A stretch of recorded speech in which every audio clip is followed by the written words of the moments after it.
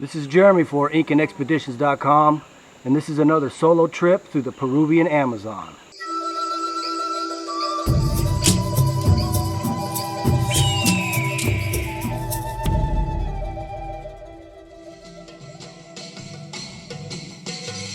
Grab your machete and get ready. We're headed into the jungles of Tambopata. It's gonna get muddy. It's gonna get bumpy. It gets a little spooky. The deeper we go, the worse the obstacles get, but the more rare and exotic the wildlife becomes. I'm on another solo mission, searching for a new tour itinerary. I'm looking for unexplored creeks, trails, and Oxbow lakes. I go as far as I can until I run into the biggest monster of them all, overregulation and big tourism.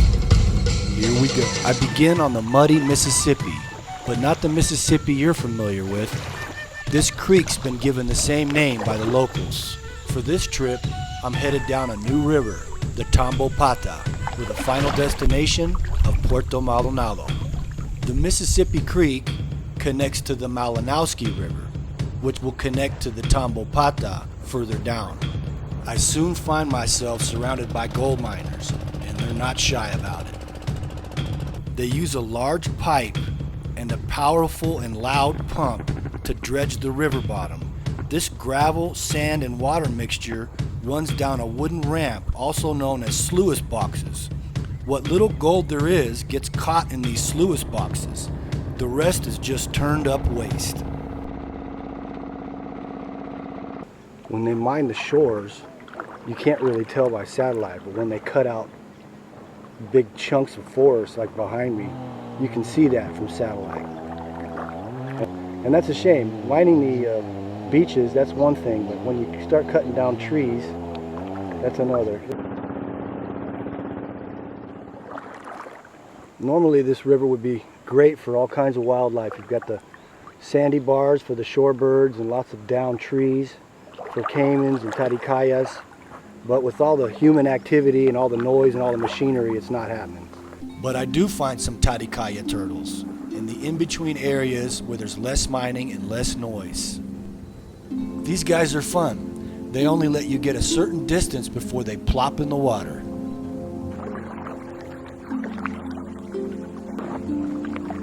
And the river's barely moving, but eventually I reach my first objective. From the Horn Screamer way down the beach, you can see a shallow waterway leading into this thing. Well, what do you think? Not enough water? Let's go up there and look a little closer. It's looking pretty shallow and there's lots of stuff in the way. I don't know if I want to do that. Well, it looks cool, but it's not enough. It's not deep enough for me to even get my paddle in, so I'd be trudging through it. So let's look at the next one. Strike one, but there will be others. It's late August and water levels are too low. I don't want to be dragging my boat down that thing like some kind of Rambo or something. I'd rather paddle into it, so let's continue. Well, here's another one. Looks like it might get wider back there. Obviously during the rainy season, you'd be able to paddle in here, but it's pretty low. And right here there's a bunch of Tapir tracks, and it looks like they're just kind of walking up into there somewhere. So let's go back there and check it out and see if it's worth it. I find something new. I don't know what could have made this circle thing. So I'm almost knee deep in mud, and I don't want to do it. It's a muddy pit. The tapirs love it, but no, on to the next one.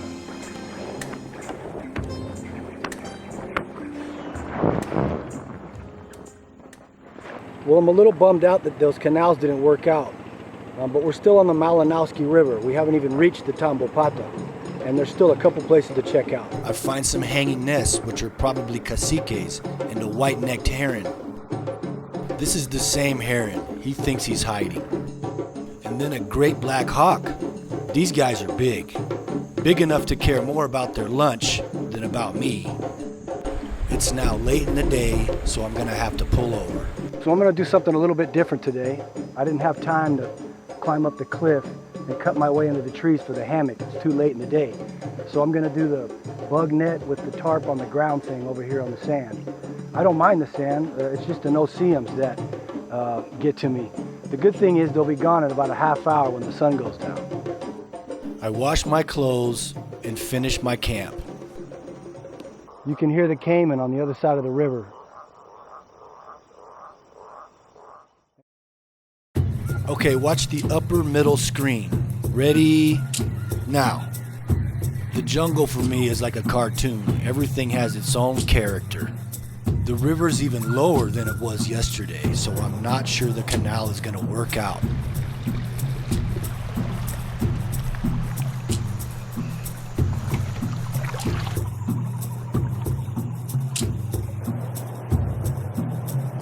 All right, let's try this one. Well, what do you know?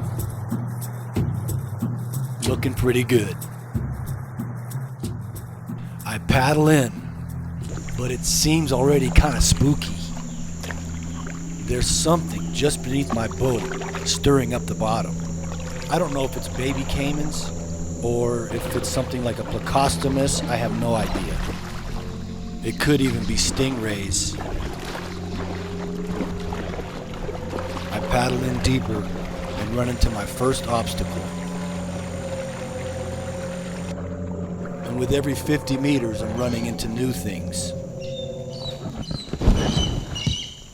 And having to drag the boat across the mud. It's cool though. This is why I brought a pack raft and not a kayak. You pull up to a log, you stand on it, you pull the boat over the log, and then you jump in the boat. And that's pretty much it, unless you can go under it. Behind me it looks like it clears up. It opens up. So hopefully there's no more obstacles. We'll see how it goes. I'm far enough up the creek now that I could start seeing things. I doubt I can get any closer, but there's something really big in the distance. I think it's a tapir. In the distance, I can see something big. Closer. Quietly. He doesn't know I'm here yet.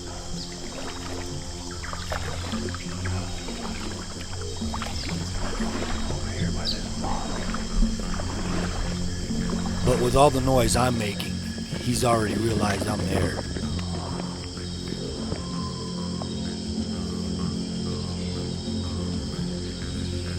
Sorry about the focus issues. This is all on the fly. There's this track he just made. And then he walked out this way somewhere.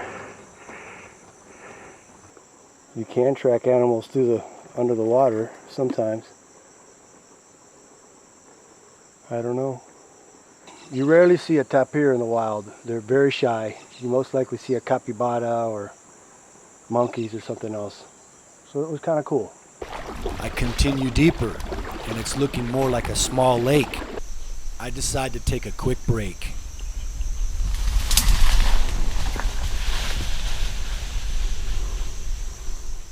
Something big. Probably tapir. Okay, from the canal, I docked it here because I saw it was smashed down and saw this tapir trail. So let's go up here around here.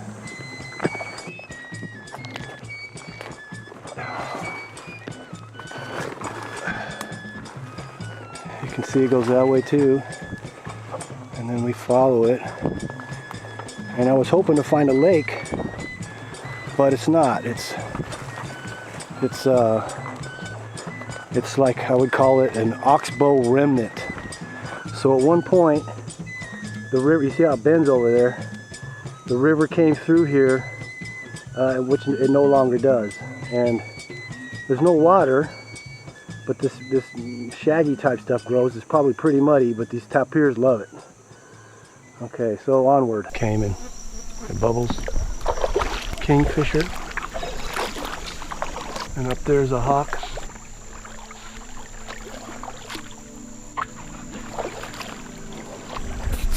pollywogs, tadpoles.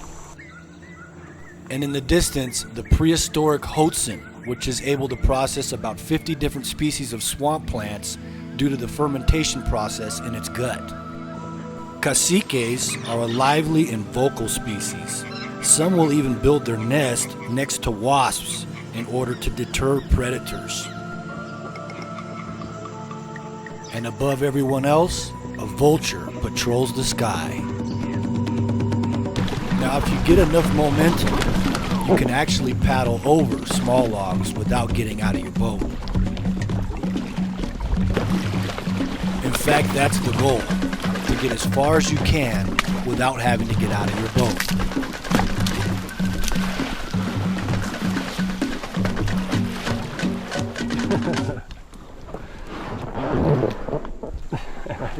I didn't want to get out. Now, it's believed by most that these macaws will mate for life, which is why they take their time choosing their partner. I'm about 2 miles in with some energy to spare. I want to keep going.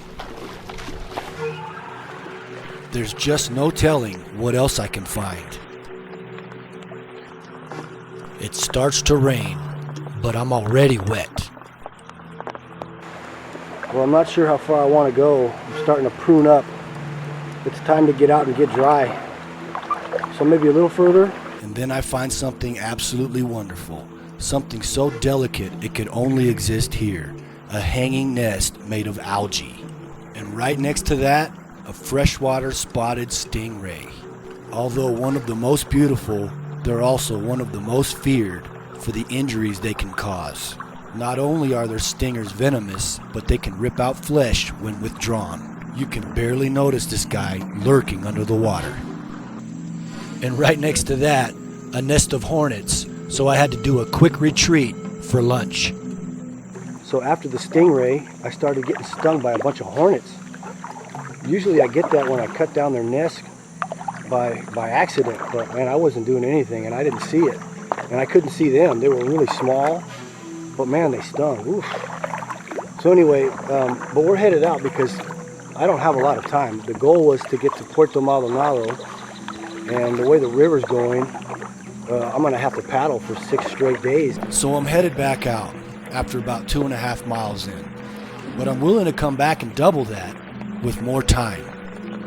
Who knows what else is up here? And who knows how many stingrays are underneath me right now?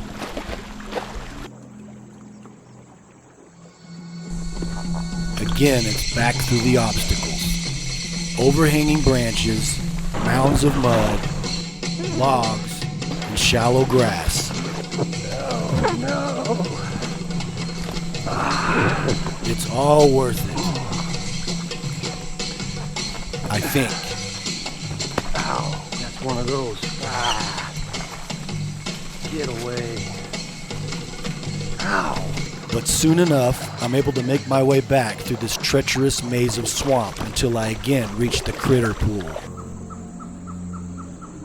I still can't figure out what I'm looking at, or can't see. Baby caimans? Piranha? Catfish?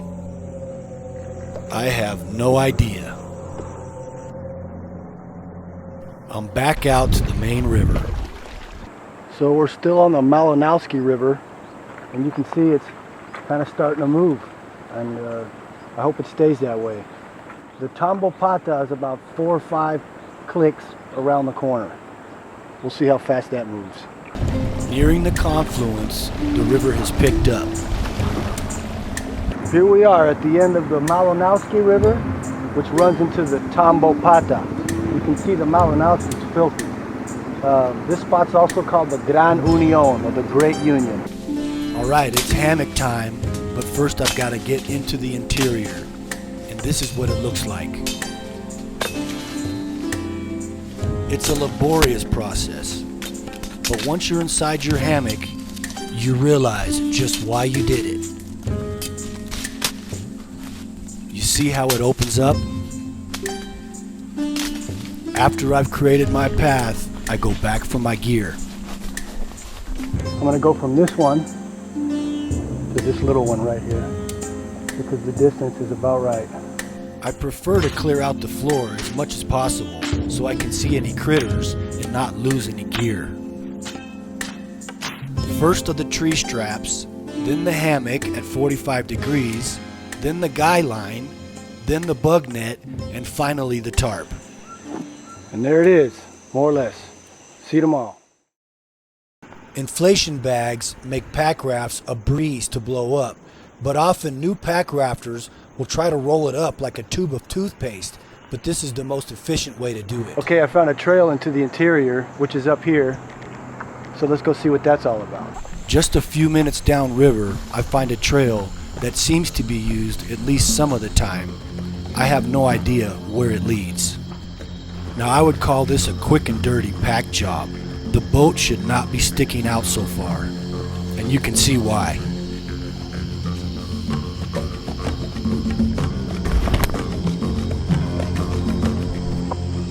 It's lush and it's very green, but there isn't much wildlife. I find a walking palm with its stilt roots. The exact function of these roots is still debated. It could be for flooding, stability, or for propagation. Another debated topic is whether these ficus buttress or plank roots either help in stabilizing the tree or for gathering nutrients in poor soil. At about 2 kilometers in, I find a small lake. I suppose this is what the trail leads to. There is some action, but it's nothing like yesterday's creek. Yesterday was a zoo. Well, I could get the boat out and inflate it and head down to the other end of the lake, if you want to call this a lake. But there's not enough time. If we're going to make it to Puerto Maldonado, we've got to head back now and get back on the river. My guess is that this is either a trail to the fishing hole or it's used by the local lodges for tourists.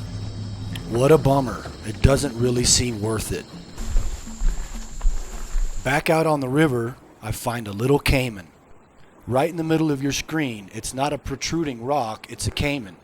This is a rock, and that's a caiman. Here, I'll prove it. Oh, maybe it is a rock. And a minute later, he's gone. That shows you what boat motors do to wildlife. Well, it looks like we're finally starting to move. And into a fun little bumpy section. I reach another creek mouth, and this one's got a good, healthy current. All right, this is Gato Creek, and it's really got a flow pushing through it. I really had to fight it to get even to here, but I think I hear a waterfall, which may be up around the corner. So let's drag the boat up to that spot there and have a look. Now this isn't fun at all. I'm fighting the current, the mud, and the rocks. I'm doing it barefoot because my sandals could fly off my feet.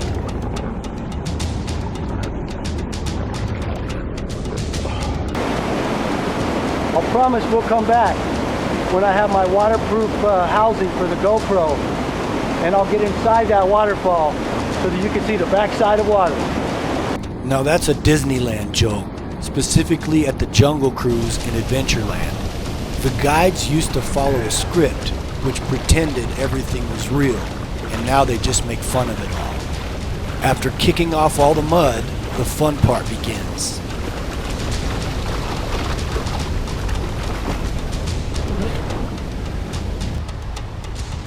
Hang on for your life. Uh-oh. After one last obstacle, I'm back on the Tambopata. Then I make a pit stop to pick up some clear looking water, which saves me the hassle of having to use a pre-filter. So I found this nice little sandy beach, more sand than mud, so that's good, and a little opening into the interior. So let's take advantage of both of those things.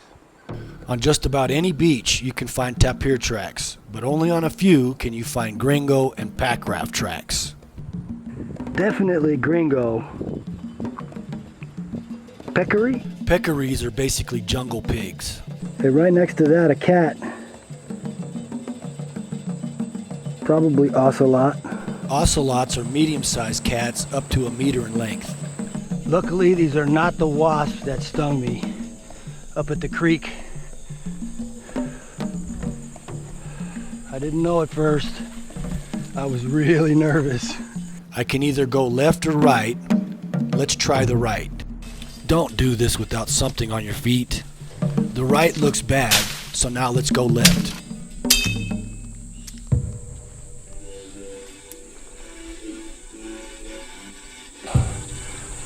Up here, little walkway up here.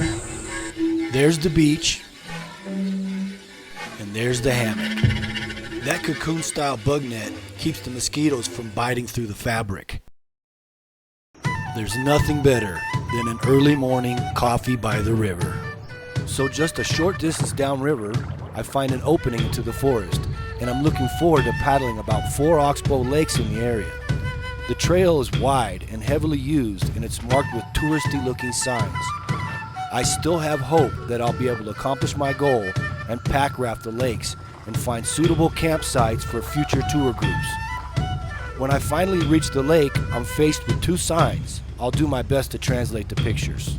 You are allowed to walk the trails, watch the wildlife, boat in their boats, and you can use binoculars, but you are not allowed to swim in the lake, trap animals, cut any wood, which means no hammock camping. You can't fish, you can't collect plant life, you can't cough, or is that spit? You can't make a fire, you can't throw trash away in a trash can, or what is that? You also can't smoke. Then on the other sign, you have to use the authorized trail always. What about doing a number 2? You have to stay 20 meters away from the lake shore, but what if you're dying of thirst? And of course, take your trash with you. So pack rafting and camping is out, that's obvious. So with that, my trip was done. This kind of thing just isn't for me. Thanks for watching, and see you on the next one.